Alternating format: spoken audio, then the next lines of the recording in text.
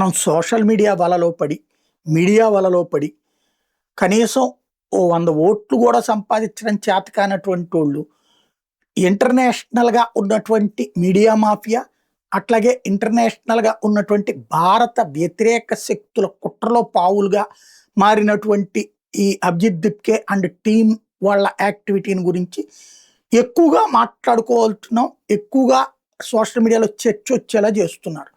ఇది ఒక కీలకమైన అంశం.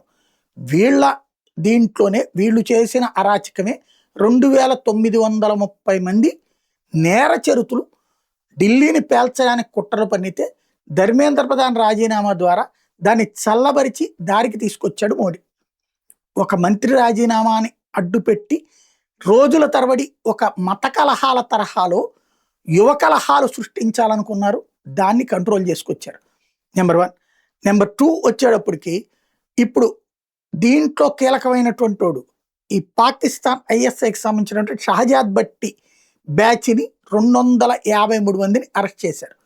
వీడు ఓపెన్గా కాక్రోచ్ జనతా పార్టీకి మద్దతు ప్రకటించాడు. వీడు ఓపెన్గా తన భావజాలం ఉన్న వాళ్ళందరినీ ఢిల్లీ యాజిటేషన్స్లో పాల్గొనమన్నాడు. అంటే వీడు ఐఎస్ఐ డైరెక్ట్ లింక్డ్ అనమాట షహజాద్ భట్టి అనేడు. అంటే పెద్ద పెద్ద కుట్రలు జరిగినాయి. వాటిట్లో ఒక్కొక్కళ్ళని పట్టుకుంటూ దానికి వెనకాలన్న వ్యవహారాలన్నిటి బయటికి తీసుకొస్తున్నాడు అమిత్ షా.